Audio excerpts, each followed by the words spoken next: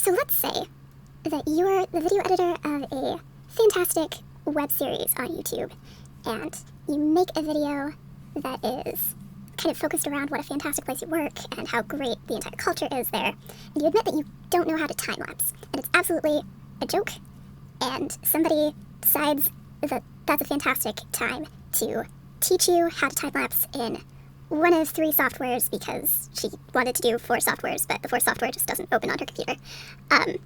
Let's say that. Also, let's say that she starts making this intro with a cute moth creature as if that were her. This is actually a work-in-progress 3D version of a concept by Make Viola Art and Good Feelings on Instagram. Anyway, this is just my 3D take on it in progress. Let's forget that and jump into Blender.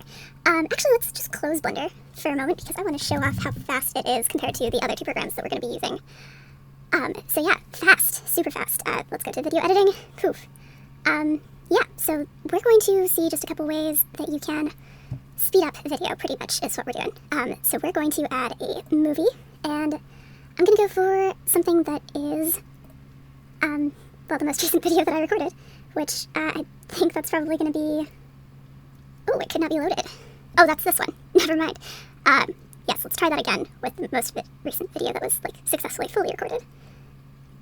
So that is going to be here, and yeah, that was just a playthrough of a recent game, the recent version of a game that a team agreed to let me participate in for a game jam. And, you know, it is not at all a slow thing to play, but it is a few minutes long, and that's more than you want for any kind of video that really only one thing happens, which is playing a game and saying, yeah, it worked, no bugs. So, let's see. Let me just actually look at this thing's time information and copy that and put that in for the end of our time here. Not that that really matters, but it just kind of lets us see what we're centered up on. But yeah, so we could definitely have the whole thing, but I'm going to select both of these and hit Shift-K just for a quick hard cut. Delete them. And I'm gonna type in that we're going to frame 0 so that these kind of want to, hopefully, actually end at the correct point, or start at the correct point. And I definitely had unimportant info at the end as well. So Shift-K, just deleting things. And now, that's the new length of this video. And I'm just gonna speed this whole thing up. You could, if you were not wanting to, like, have separate clips for what you're speeding up, you can do things with math and stuff.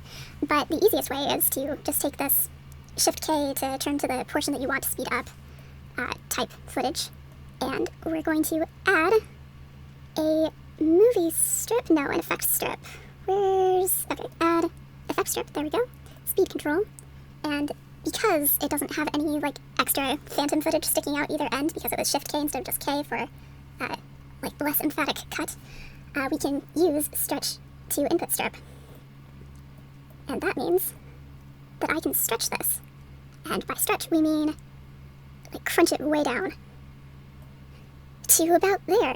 And it's just going super fast, however fast it has to go to be that speed. And only problem with that is that the audio, then we aren't entirely sure, like, exactly how small that is. So I could, like, take this and paste it there and into the frame that our cursor is currently on. This thing is going to be changed. Like, if we just hit enter, it would go right to the end. But math can be done in all of the Blender windows. So this will be going to divided by 10. Obviously that's not difficult math. But if we hit control, that doesn't do anything right now because we don't actually have anything to snap to there. But we could actually just copy this and have the duration be exactly that much. And poof, there we are. Exactly that speed, and that was times 10, so we, if you wanted, could copy the soundtrack speed. Let's display waveform. And I believe it is theoretically just going to match that. It's always possible that it doesn't actually work that way, because, spoiler alert, I actually had to look this up to see how it's done in Blender, because I am slow about choosing to learn to do things in slightly less familiar software. So, however, we're going to export as FFmpeg video, which is basically just saying it's going to be an MP4. And MPEG-4 specifically is how we do that with the container. Just double checking, yep, there aren't any better options. And the audio codec, let's go for AAC, because that's a standard. Yeah, that should be it. So we're going to go ahead and output that at the end of this. However, for now, we're going to open up After Effects and see how to do speeding up there. And you know, Adobe always takes a little bit longer, I think intentionally, so that they really let their clients think through like the futility of life as it's opening, and like what would I really do with $65 per month if I weren't using it on Adobe. And yeah, so we continue with known issues because Adobe doesn't like my computer's keys, and we're making a new project and gonna import a file. It's gonna be that same file, and oh, would you look at that, more moth friends. So going to our videos, it's gonna once again be the not quite most recent video, and import there. And yeah, we're just going to make a new composition from the selection. And let's say we wanted to just do a section of this sped up, so you can not duplicate, not that either. It has been a little bit. Okay, yes, it's Control-Shift-D for making a cut there, pretty much. And another Control-Shift-D with that still selected, and we're going to pre-compose that so that it is still the start and end are defined right there. And there we get to very simply enable time remapping. We realize that that's not going to work. We need to be very careful about the way that we pre-compose this, which is moving all attributes into the new composition. That's how we get those defined start and ends versus continuing to treat it as if it were the entire length that you can see has video information in this channel. Once more, pre-compose.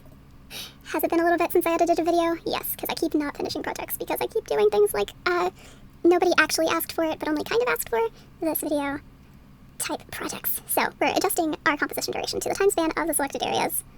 Let's see if that works. It did. Okay.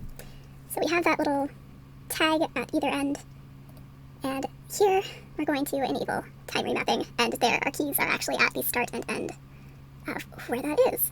So it gave us more time out at the end if we wanted to extend this, but we're definitely going to cut it down. And so I just held down Shift while dragging that keyframe, and I'm going to do the same for this layer so it meets up with where our cursor-ish was. And we're also going to just go ahead and trim our, well, no, we can't trim our composition to the work area until we have the work area match our composition goals. But now, trim composition to work area, that's Control-Shift-X, but heck no, I do not use the shortcuts that often to check. But yeah, we're definitely going faster in that one section of play.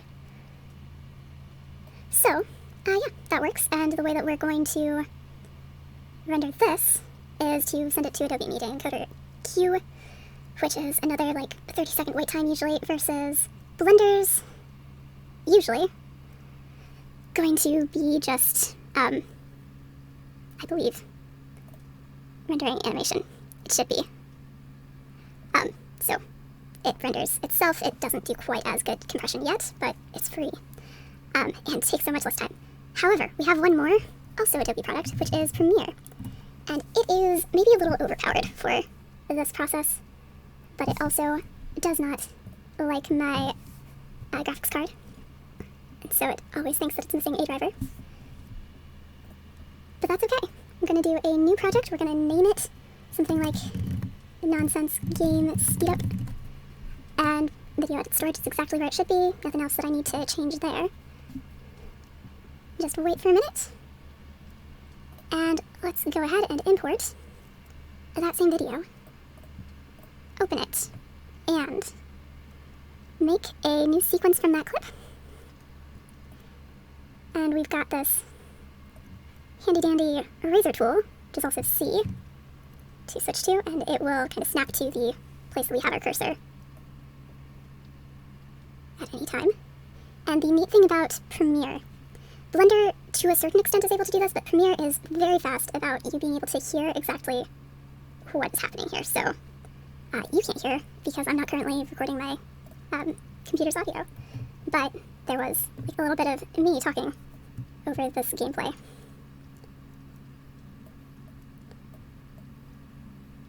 So we attempt to drag this back, realize that it's not going to let us because I clipped too little off for it to recognize that it was moving enough to clip or to snap to the actual start of the timeline.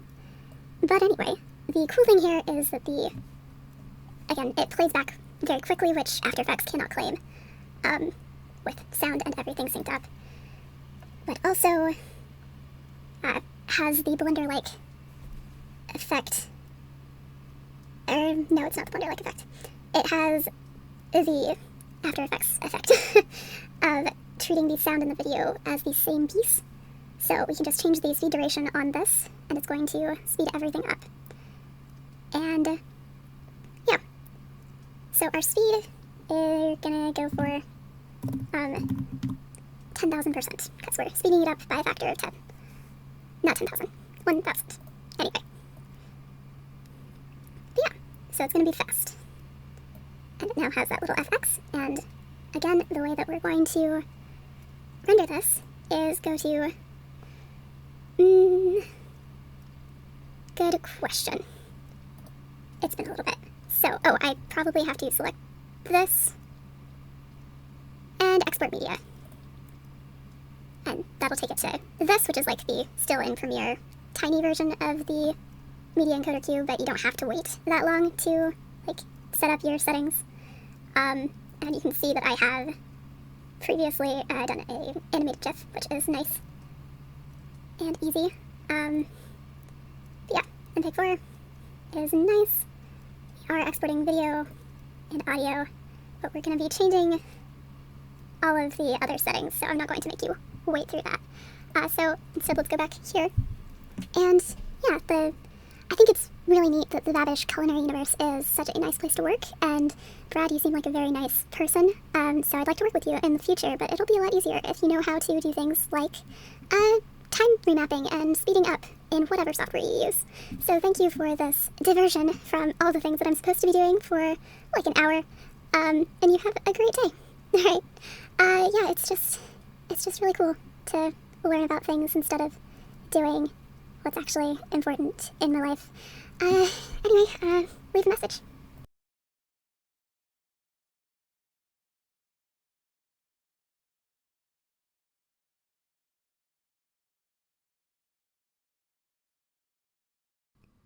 And then I added all of the audio in Premiere because Blender wasn't doing any of the time stretching accurately, at least not well enough to play back unless it was multiples of 2. So, warning.